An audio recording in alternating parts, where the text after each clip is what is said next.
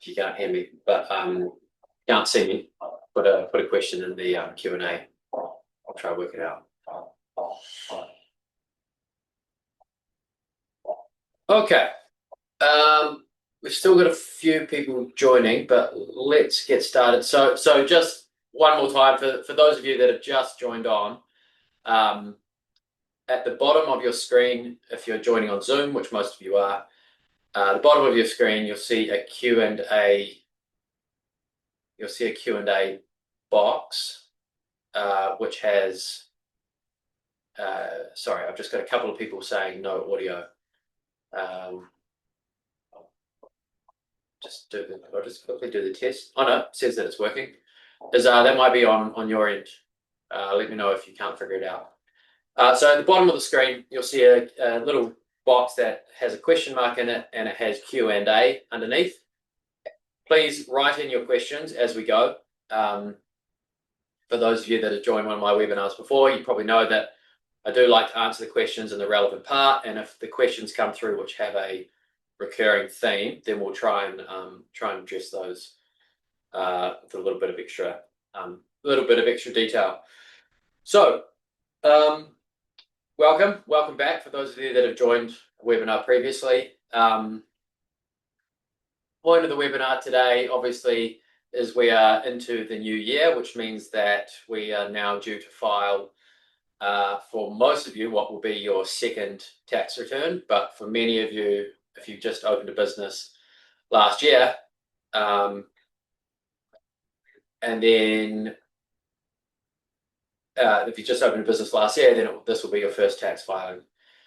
Thanks, Irene. Someone's just written, anyone struggling with audio needs to scroll through the test microphone and speakers setting to get them working.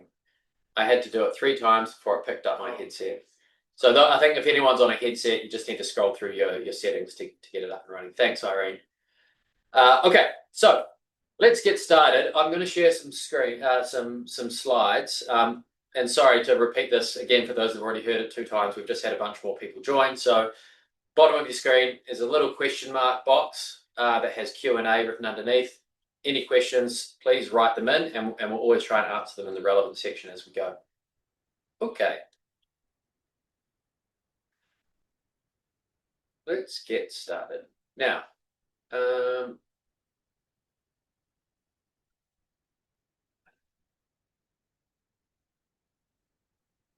me just quickly try and pull this up on the big screen. Hang on.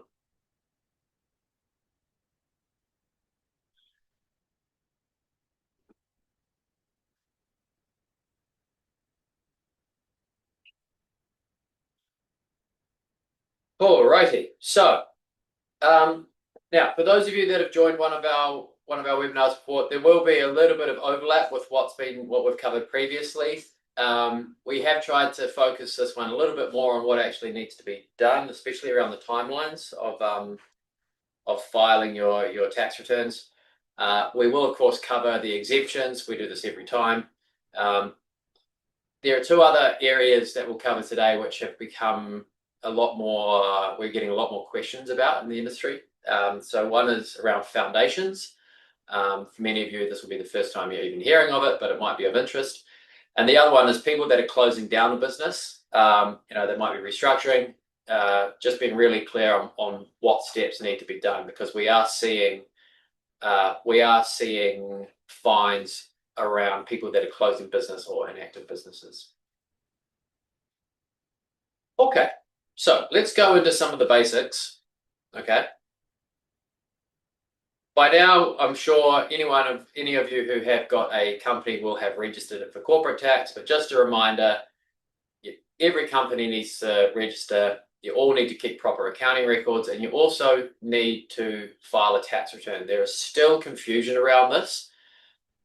We still have clients who have this belief that because they are under a threshold, or they don't have a bank account, or that, they think that they don't need to file a tax return. That is completely wrong. So every company, you still need to file a tax return. You need to prove if you don't have tax to pay. Okay, you can't just sit back and wait for the tax authority to come knocking on your door and ask. We won't spend any more time on this. We've plugged this for 3 years now, so I'm sure everyone is aware that they need to file a tax return no matter what for their company. All right, and just a reminder, the registration deadline. So you've got to get your company registered within 90 days of establishing the company. Yes, there is a late registration fine, 10,000 dirham. We're still seeing this come along quite a lot, but there is a door open now to getting the fine waived. So what that means is you need to file your tax return 2 months early. So many of you will be aware that the deadline for filing a tax return is 9 months from the end of the year. So what that means is you need to file your tax return by September in each year for most of you. If you have a late registration fine, you need to file it by July. So you need to file it 2 months early. Just quickly, I'll just walk you through the timelines because this is probably the most relevant compliance step right now. There is a very easy way. You can either try and follow this slide in this table about what I'm saying, or just go to your corporate tax registration certificate. About 2/3 of the way down the page, it will show your first corporate tax period. Okay. It will say on it your first financial year. Normally it will be a given month and then ends in December, and then it will tell you what your first filing deadline is. Okay, so I've got a summary table on here, but by far the most reliable and easiest way is go and check your corporate tax registration certificate. It will tell you exactly what your filing deadline is, your first one. Now, for those of you that have already filed a tax return, you're probably aware of your deadline for 2026 regarding your 2025 filing. The vast majority of you will be filing or have a filing deadline of September 2026, which means if you have a late registration fine to be waived, then you'll need to file it by July. One point of note here, previously, Dubai World Trade Center, the free zone, they did not follow a January to December financial year. So what that meant was that if you opened your company in August, your financial year would run August to July each year, right? Which is different to how all the other free zones worked. That has now changed. So Dubai World Trade Center is now following the same pattern as everyone else. So if you've just recently opened a company in Dubai World Trade Center, then you'll be the same as everyone else. You'll have a default financial year, January to December. So everything on this slide applies to you.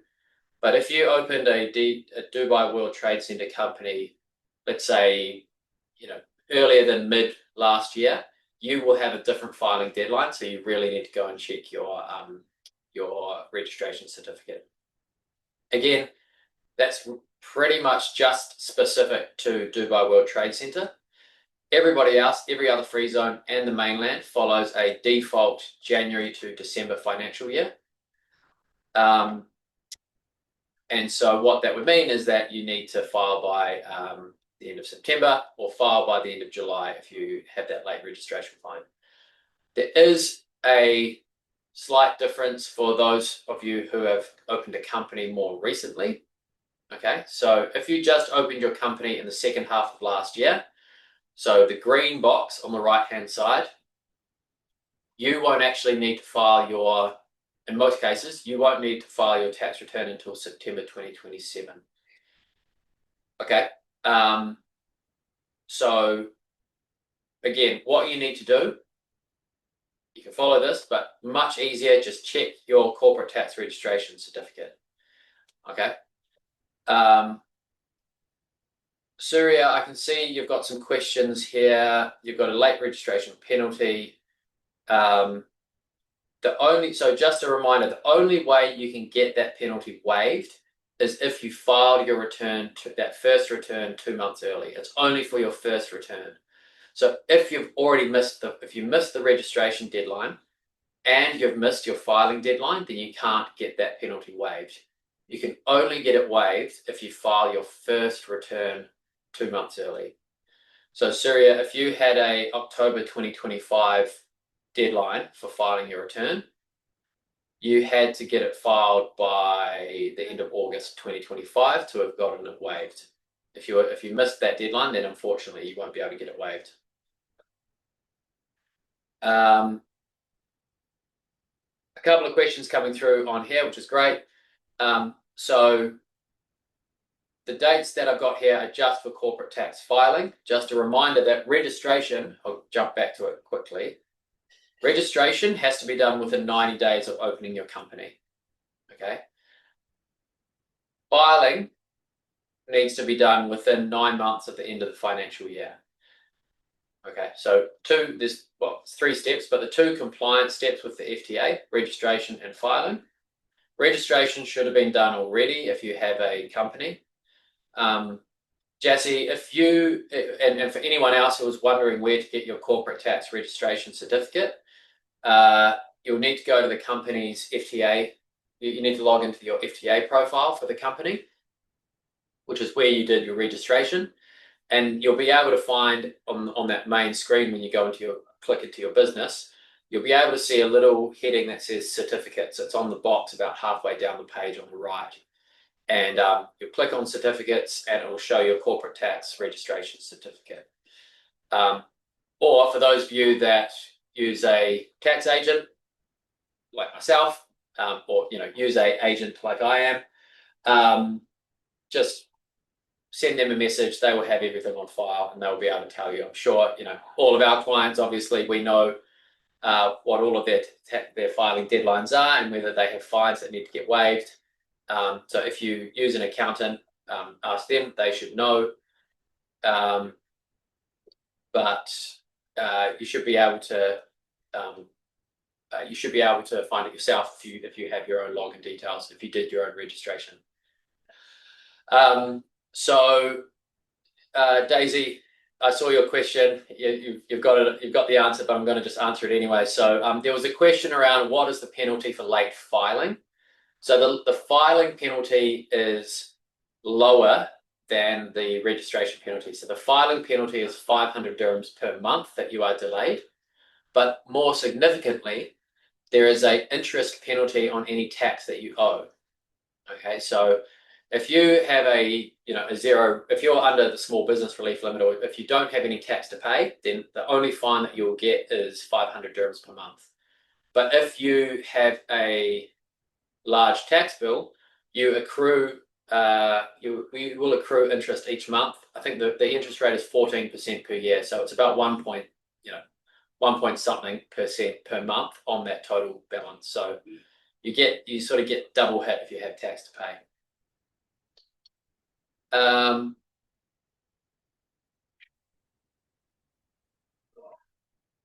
Sorry, I'm just quickly scrolling through some of these questions. Some good questions coming in. I like to answer them, as I mentioned, at the relevant period. So Nisma, yes, if your company makes less than 360,000, you do have to file for corporate tax.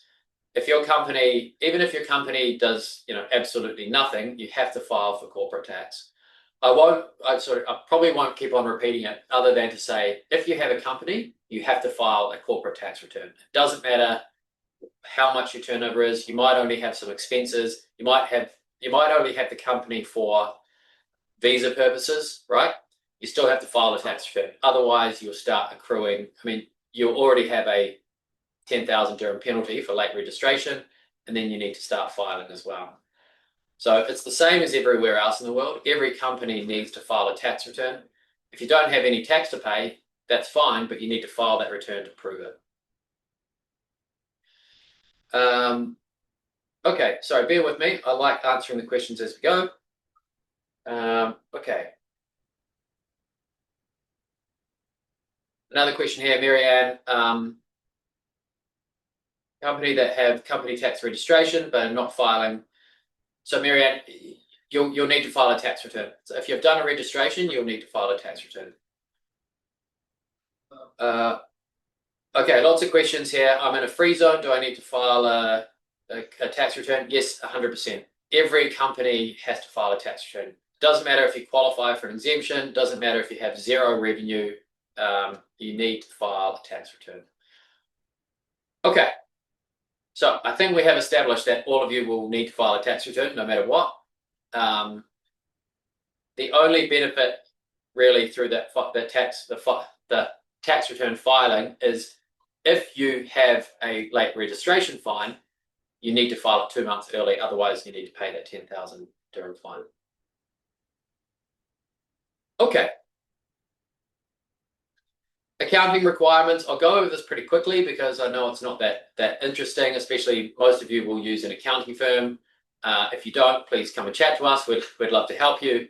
But this is more just to point out that you can't just send in your bank statements. You can't just make up some statements. There are financial standards which are in use for UAE corporate tax. IFRS, International Financial Reporting Standards. There are a couple of other standards available depending on the size of the business, but regardless of which standard is used, you still need to be able to produce a proper set of financial accounts. You can't prove that you don't need to pay tax if you don't have a set of financial statements which backs that up. Okay, so all of these exemptions, you need to be able to show, okay, my revenue was under this amount, or my profit was under this amount, and you need to show that you've calculated that profit or that revenue using a correct financial standard, reporting standard. Very heavy penalties if you haven't done these records correctly, which is understandable, right? As you'll see a bit further on in the presentation, there are quite a few exemptions available. That means that many smaller businesses especially don't have to pay tax. But the expectation from the tax authority is that you're keeping your records properly so that they can have certainty that you do actually qualify for those exemptions. Okay, so they're saying, look, you probably don't have to pay tax, but in return, you've got to keep proper records. And that's where the big fines come in. If you're not playing ball with those rules, so if you're not getting your registration in, you're not keeping your records, you're not filing your return, that's when all the big fines come in, right? So many or most small companies won't have to pay tax. You just have to make sure you've got all your compliance done. Registration, keeping proper accounting, and getting that tax filing in. Audit, small companies won't impact, okay? So it's only required for tax if your revenue is more than 50 million dirhams per year. Okay, that's 50 million dirhams. The only other case where you might need to do an audit is if you're going for the free zone exemption, which is which we'll walk through the details on. But if you're filing under a small business, the small business relief rule, which we'll explain, or you're just filing a standard tax return with revenue less than 50 million dirhams, you don't have to do an audit. You might have to do audit for other purposes. You might have to do an audit for a bank or for a free zone renewal or something like that. But for tax, there's only 2 circumstances where you have to do it.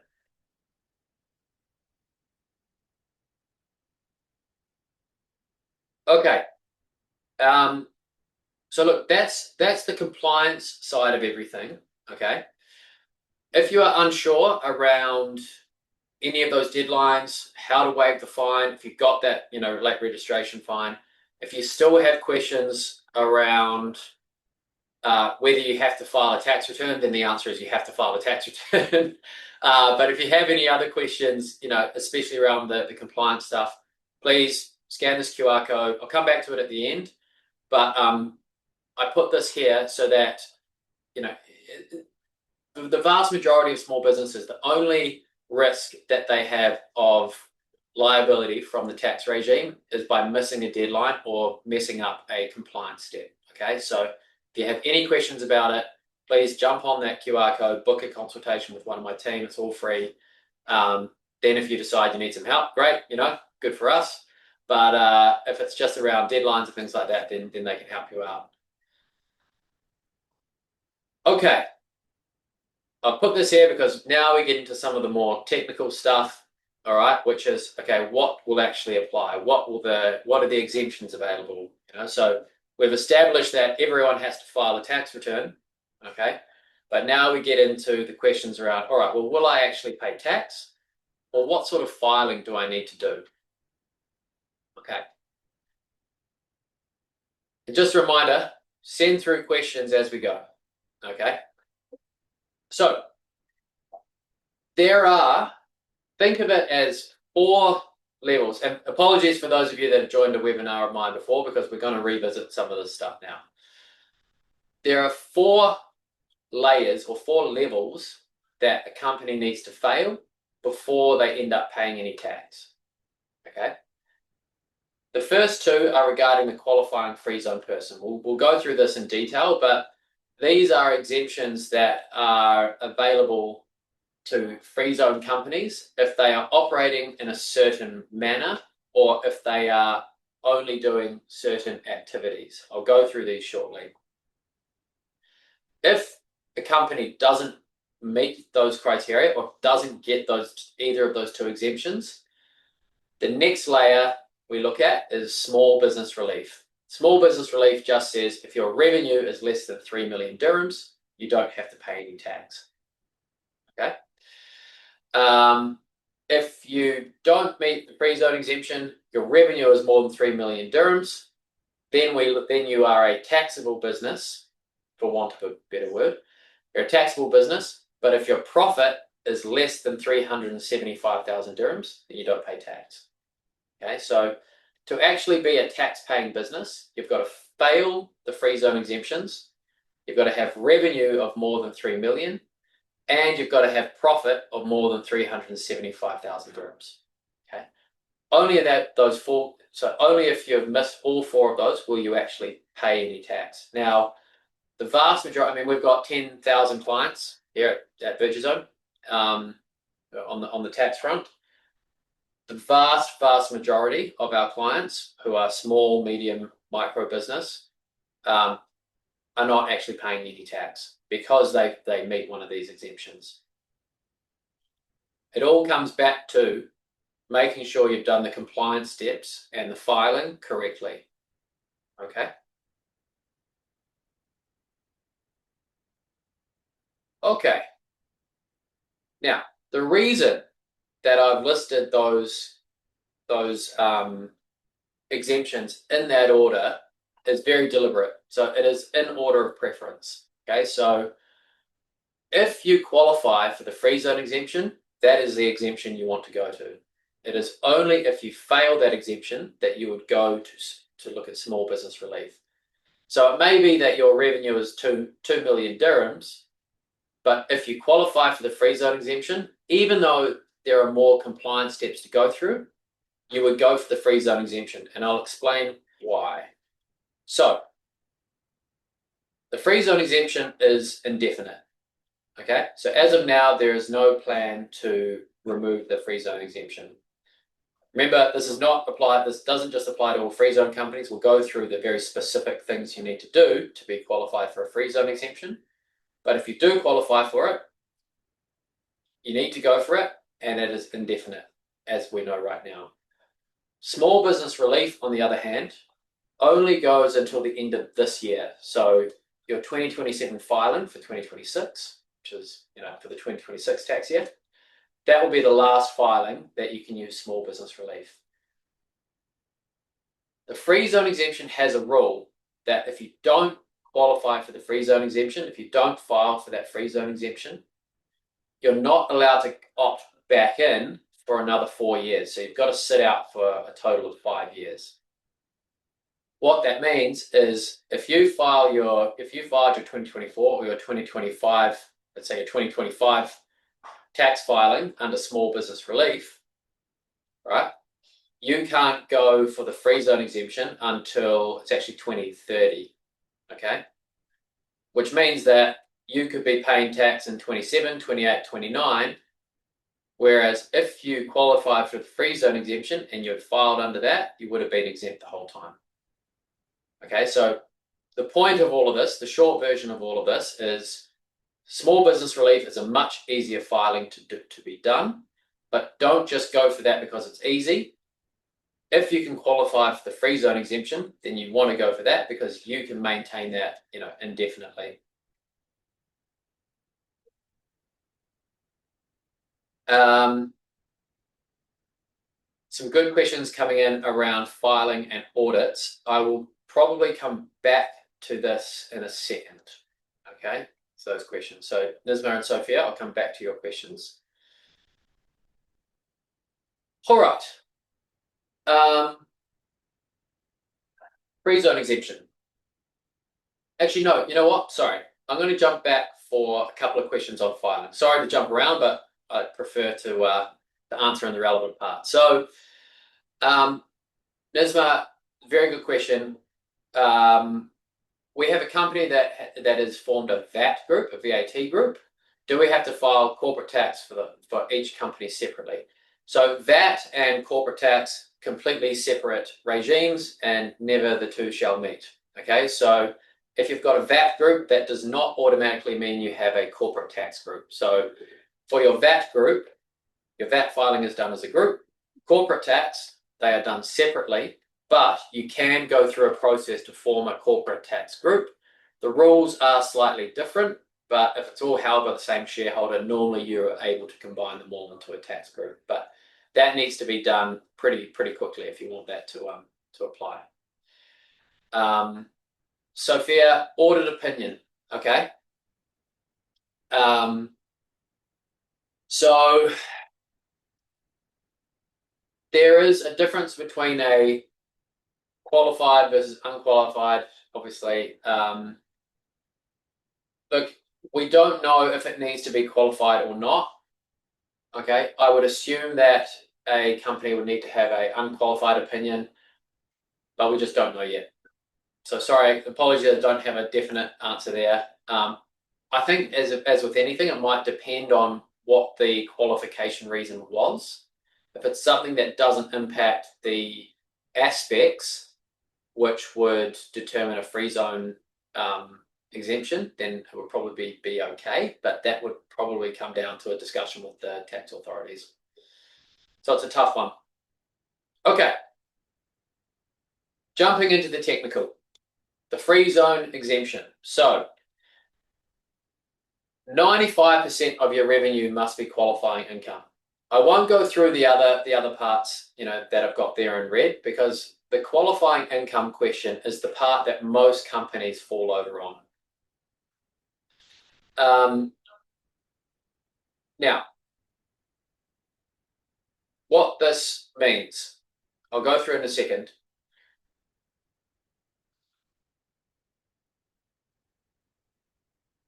The first test for qualifying income for a free zone exemption. Okay, so you'll remember there were two ways that you could qualify for it, right? So the free zone exemption has two ways of earning qualifying income. The first one, think of it as a geography test. Okay, so if your revenue only comes from other UAE free zone companies, whether they be in your free zone or in other free zones, right? Then that will be qualifying income. Okay. And by the way, when I say of all your revenue, I mean 95% or more. Okay. So if you just operate in the free zone bubble, right? So all your clients are also free zone companies, okay, then you'll meet the qualifying income criteria. All right. We haven't seen many cases of this. The only cases we have seen might be a marketing company which has 3 big clients, and those 3 clients are all in the free zone, right? All in a free zone. The minute that or any revenue that is from the mainland, or any revenue that comes from outside the UAE, that is not qualifying income, okay, under this test. What is worth highlighting here, right, is that you cannot count sales to a person, to an individual, as being sold within the free zone. So if you've got a coffee shop in a free zone and you've got, you're selling coffee to humans, individuals, right, that doesn't count here, because a human cannot be a UAE free zone company. There is no such thing as a UAE free zone human. All right, so long-winded way of saying it's just B2B within the free zone layer, or the free zone bubble. Okay. Doesn't apply to many companies. I know all of you will sell in the free zone, outside, overseas, probably a couple of mainland clients as well, right? So I haven't seen many cases of this being relevant. put that aside. The next thing you can look at, let's say that you're operating, you're selling to companies outside the free zones. Then we look at what are the activities. Okay, so if you're selling outside the free zone, it's qualifying income if you are doing that via a qualifying activity. Qualifying activities is a list of activities, which are up here now. We've got a sort of walkthrough test, which we'll go through. But you may notice it's very much around manufacturing, aircraft, shipping, basically the industries that the UAE want to encourage here. So logistics, headquarter services to the region, management of ships, trading in aircraft parts, financing aircraft, things like that, right? So it's quite a narrow list of activities, okay? But if you are doing one of these activities, then it doesn't matter where your clients are, all right? All that matters is that you are earning your revenue from one of those activities. I want to quickly talk about designated zones, because designated zones have one extra activity which is available. So if you're buying and selling goods, and this is a very popular exemption for offshore trading companies, or high seas trading or drop shipping, right? So if you are buying from China, buying from a supplier in China, selling to a distributor in Europe, okay, that is a qualifying activity only if you are registered in a designated free zone. Okay, so designated free zones, for those of you not aware, they are normally things. It's like JAFSA, Dubai Airport Free Zone, the port. Basically the ports. It's kind of a bonded. Anywhere that you've got that fence around, it's generally a designated zone. Okay, so designated zones have this one extra rule which benefits companies that are trading. A couple of things on this rule. You've got to actually be buying and selling the good. You don't just earn a commission on the brokerage of it. And you need to be selling to a distributor. Okay, so it's definitely not B2C, but it's not just B2B. You can't be selling to an end user. You need to be selling to someone that sells those products or uses those products in the production of something that they then sell. Okay, the example I like to use for this, for a designated zone company, is, let's say that you are buying bookshelves, right, from China. Now, if you sell those bookshelves to IKEA, right, IKEA goes and sells those bookshelves, and that's a distributor, so that would qualify as qualifying income. Okay. If you're buying those bookshelves and you sell them to a bookstore, right, so you're actually selling them to a bookshop, and that bookstore uses those bookshelves to sell books, right, that doesn't count, okay, because that bookstore is the end user of those bookshelves. All right, so it's a little bit nuanced, okay, but the main point here is you've got to be selling to someone that on-sells it. There's an international tax political reason for that, which I won't go into because I know that sounds like it makes no sense. There's a very good rationale behind it about not stealing or not tapping into other countries' local taxes. But all you need to be aware of is that if you are buying and selling goods, it can be overseas, it can be here in the UAE, it can be anywhere, it applies anywhere.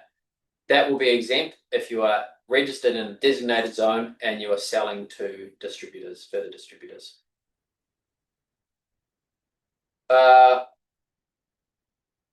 Okay, just a reminder, right? So we've gone through this, right? The qualifying income is the main hurdle for qualifying for that free zone exemption. You also need to show substance in the free zone. Anyone who used to file economic substance regulations probably aware of what this means. We don't have federal or country level economic substance regulations anymore. What we do have, though, is if you are going for this free zone exemption, right? So let's say you have a logistics company, you're registered in a free zone, you're going to go for this exemption. you need to show adequate substance in the free zone, which basically means you need to show that you're actually running the business from the free zone. So you need to show that you have enough employees to earn that revenue, enough expenses to, that are being incurred to generate that revenue. And it needs to actually be in the free zone itself. The third step, as I mentioned earlier, if you're going for this free zone exemption, you also need to do an audit. Okay, but the main hurdle that we've covered is around qualifying income. Got to quickly run you through a couple of decision trees to work out whether you are actually earning qualifying income. So this is just around qualifying activities. Okay, so physical goods, if you're manufacturing or processing the goods yourself, right, that will likely be qualifying income. If you're trading a commodity, and what I mean by that is a commodity that is traded on a recognized exchange. So you don't have to be trading the goods on a recognized exchange. It just has to be the same good that is traded on the exchange, right? And then the third criteria to look at is, are you in a designated zone and you're selling B2B to distributors, right? So any of those, meet any of those, then it's likely that you'll receive qualifying, that you are conducting a qualifying activity. All right, next question, Jazzy, you've asked me and you've got ahead of me by one slide. So here are the service activities, right? So if you're providing services as opposed to physical goods, is it logistics, right? And they've got very specific definitions around what is logistics and what is not. Okay, so it's very much around cargo, brokerage, freight, inventory management. It doesn't include courier services. So the last mile delivery doesn't include that, but all of that really sort of, industrial logistics services. Are you providing financial services, but licensed by the DFSA or another regulatory body, not just a free zone license to provide these, right?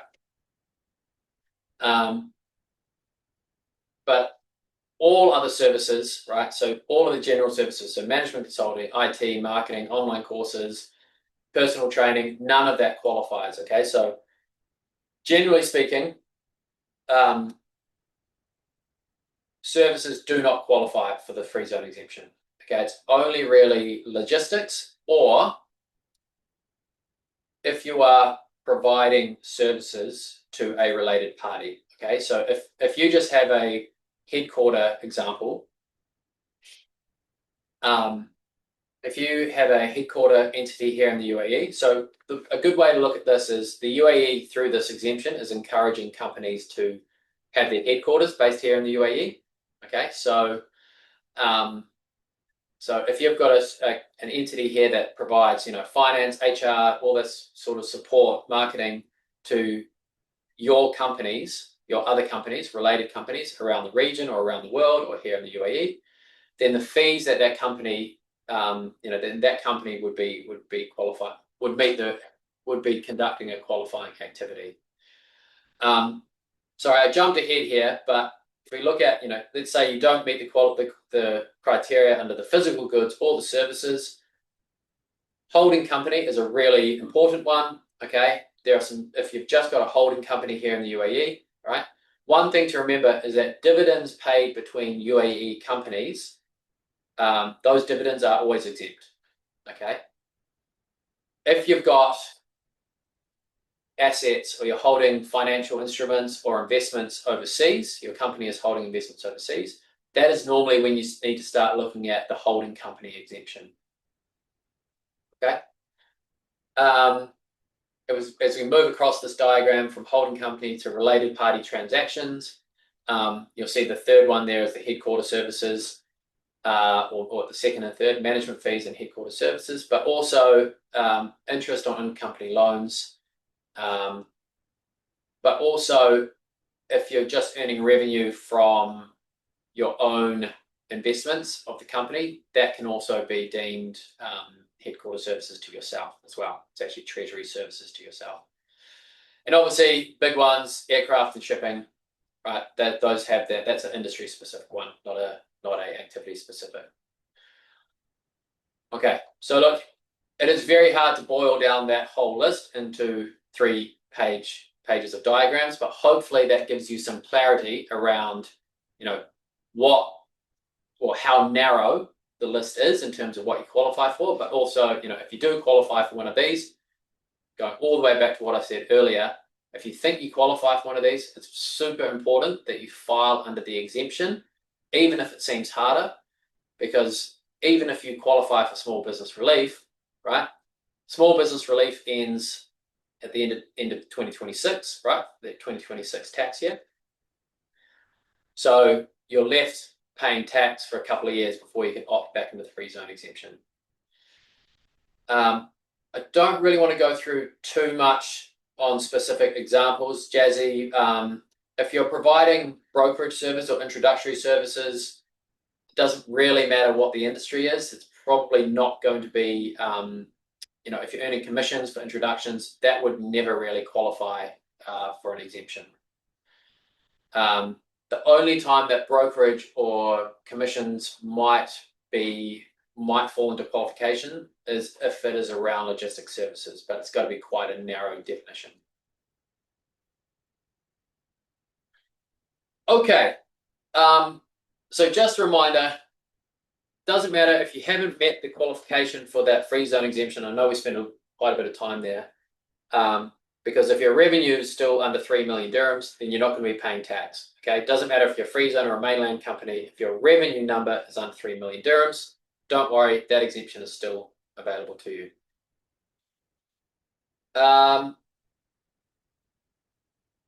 Mohammed Narain, that's quite a detailed question you've sent through, so best to book a consultation. We can talk through it properly. I think you need some proper advice there.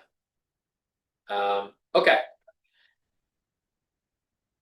I'll carry on. I'll move on to the next couple of sections, but for business closure,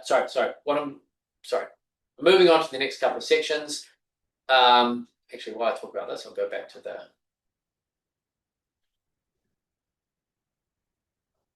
probably an appropriate time to bring the slide up again.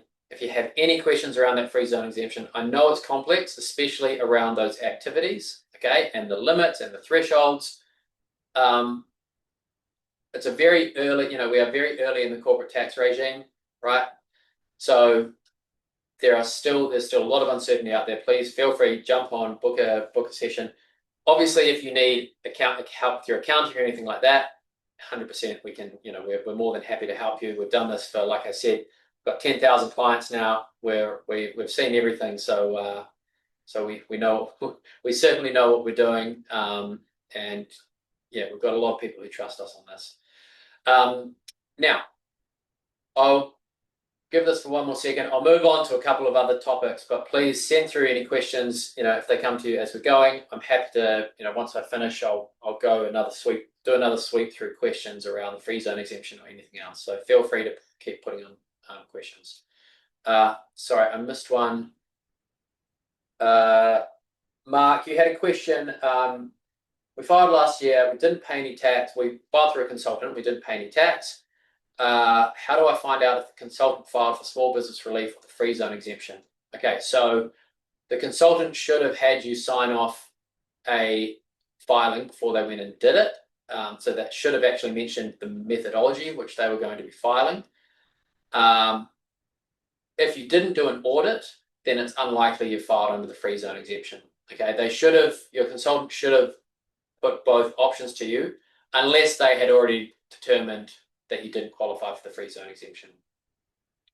But Mark, if you're unsure, mate, book a session with us, and we can help you work it out.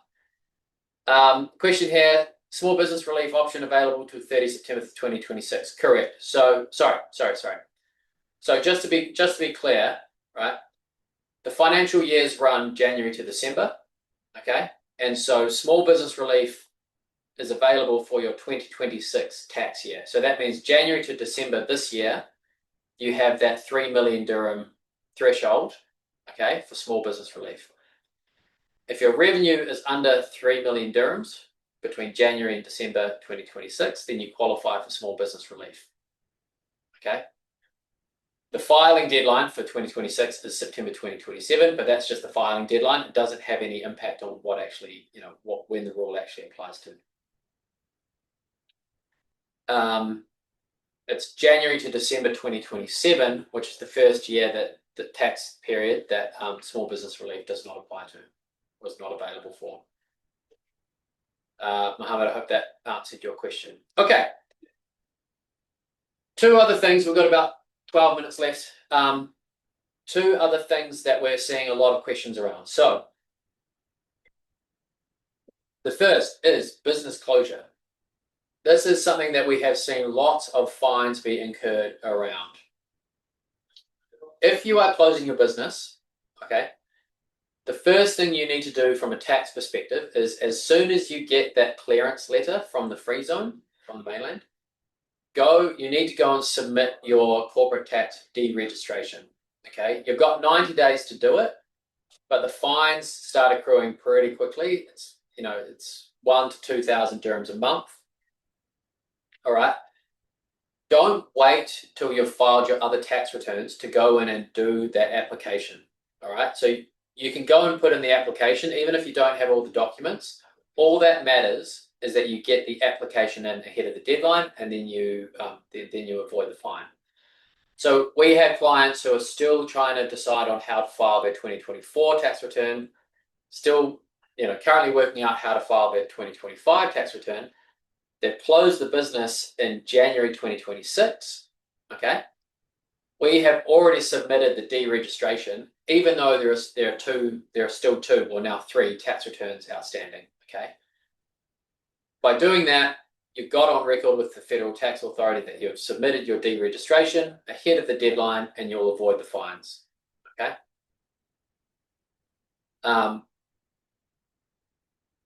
Then the rest of it kind of follows. There's not too much, too much you need to worry about. You obviously need to file any tax returns still outstanding, and then what you'll need to do is you file a final return, which will cover from the start of the tax period up until when you close the business, pay any tax, and then you'll get your tax clearance. Okay, but the biggest fines here that we're seeing are from people, they close the business, they're waiting for this, that, or the other thing before they go and submit the deregistration, right? And then by the time they get around to it, in some cases, they've waited for a year before they file other tax returns, and they've got 10,000 dirhams of fines sitting there, okay? So just get that deregistration application in first thing. All right, foundations. This is where we get a little bit complex, okay? So foundations are a type of entity that we have here in the UAE. People use them in place of trusts and certain other structures. It functions similar to a trust, okay? So foundation, for those of you that are not aware, set it up, you have a founder and you have a beneficiary, okay? Now, what the tax regime or the tax law has allowed for is for foundations to have the ability to use a foundation to have zero tax on income that would not be taxable if it was done by an individual. Okay, so if you as an individual, if you went and invested in shares, or you went and you invested in property, okay, the money that you receive from those investments as an individual is not subject to tax because we have no personal tax, okay? However, if a company goes and buys property, right, residential property, for example, then all of the income, so the rent and any gains on sale from that property, is subject to corporate tax. A foundation is exactly the same. Okay, so in its usual state, if a foundation owns property, okay, then the foundation is taxable on those gains, the same as a company would be. What the FTA has brought in is a thing called a unincorporated partnership election. Now, you don't need to know what that means, But basically what it says is that a foundation can own, for example, property or investments, but for tax purposes, right, you can choose for the foundation to be ignored or for it to be, it's called fiscally transparent. What that means is that the tax authorities treat that income as if it was earned by the individual beneficiary. Okay, so what that means is if I live here in the UAE, right, I have no personal income tax. If for some reason I need my property or my investments to be held in a foundation or in a company, that might be for asset protection or succession planning, okay? I now have a way that I don't pay tax on those investments, even though it is owned by a corporate entity, being a foundation or a company. Okay, this is very popular with people that need succession planning. They need the structure. They need to have a layer between themselves and their property, for example. Okay, so the foundation still actually owns everything, but the tax authorities ignore that when they look at their tax. And because there is no personal tax on real estate investment, right, there is no tax payable under this structure. I know that this might not apply to many of you, but if any of you out there who do have property that you want that needs to be put under a company or under a foundation, let us know. Because this structure can go one step further, which is if you have a company owned by the foundation, right? So foundation owns a company which only does real estate investment, for example, right? The tax law allows you to elect for both of those entities, the company and the foundation, to be transparent as well. So you can have a foundation which owns a company, which owns a property, right?